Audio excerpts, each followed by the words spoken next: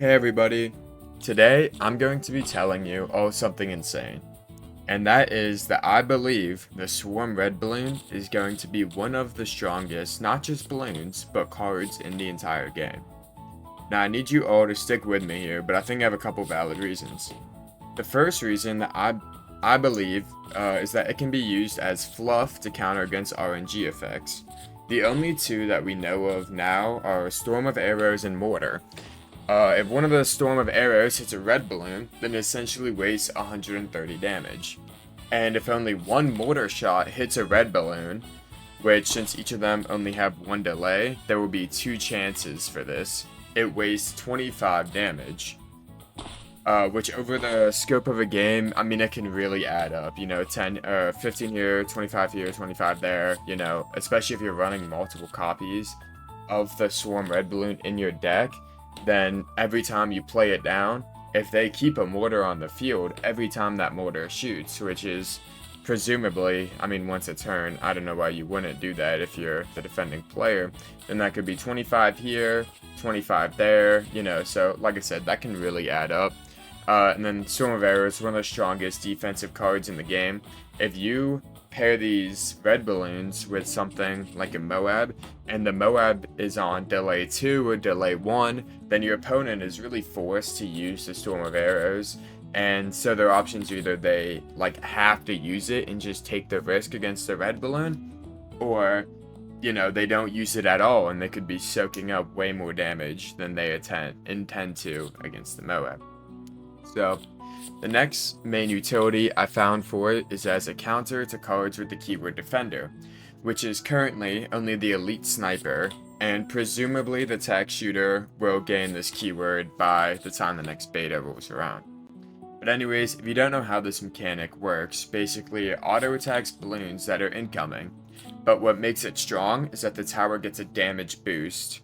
So currently the Tac Shooter with Defender has 35 attack, compared to if you're normally targeting, I think it only has 20.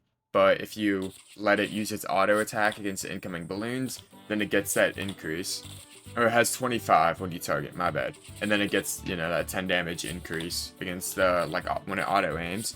And then the Elite Defender has 65, so it goes up 15 too.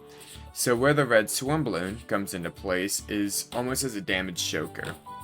So what you can do is, let's say you have a Moab with 2 delay, and you play the red Swarm Balloons, or even just 1 or 2 of them. They have 1 delay, so they're going to go in front of the Moab. So what's going to happen is that your opponent now has a choice, where they can either just soak up the red damage and waste the ammo and the Defender boost. So basically, if for the Tac Shooter, it has 2 delay, so if the Moab has 2 delay, your red balloons have 1, then it won't be able to reload in time. And then against the Elite Defender, I believe it has 3 delay, so that's an even another turn. The Moab could have 3 delay, and you could play the 1 delay, or even a 2 delay, or you could wait a turn. There's a lot you can really do with it. So, I mean, there's a lot of assumptions with this, but it assumes, they don't have any other defense, but we already saw in the first beta the Tac Shooter was the strongest damaging card for its cost. None of them were really very strong. I mean, we saw a million complaints with the Sniper and the Super Monkey being underwhelming, but anyways, getting back on topic, let's say, you let the Tac Shooter hit a red balloon, or you let the Elite Defender, you force them to shoot a red balloon, then either they're wasting damage on the red balloon, or, they're being forced to manually target the Moab, which is on Elite Defender is cutting off 40 damage, 45 damage, and Tac Shooter 20 damage. So it will really add up over time. And the final, what I believe is currently at least the least important reason, is it can help against splash attacks if used in unison with other 1 delay balloons. It can just make them waste splash damage. Right now, there are not any splash attacks that do more than 20 damage, hence why I think it's currently the least important.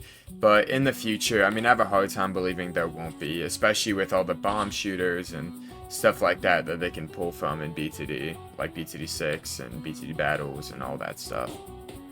So, but it only, like I said, it's important to note that it only works with other balloons with one delay, because if you're playing stuff with the same delay, you can like put it in an order.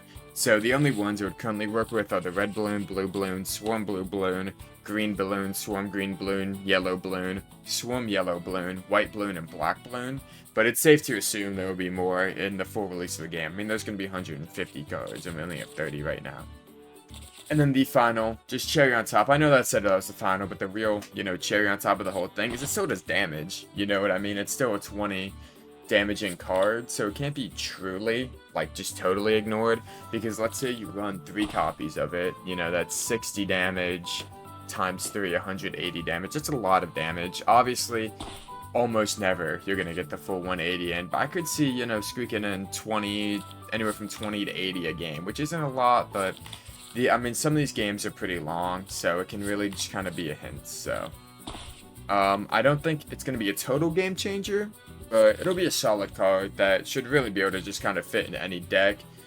It can also, definitely be a nuisance to your opponent, have a lot of their stuff just kind of thwarted by a card as silly as the Swarm Red Balloon. So, anyways, that's, those are my reasons why. I just want to say I am super excited for the full release of this game and hopefully making more content on it.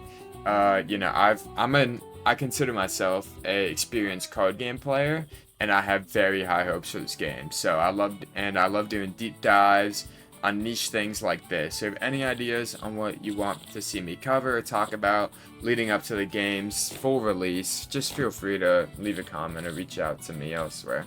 So yeah, see you.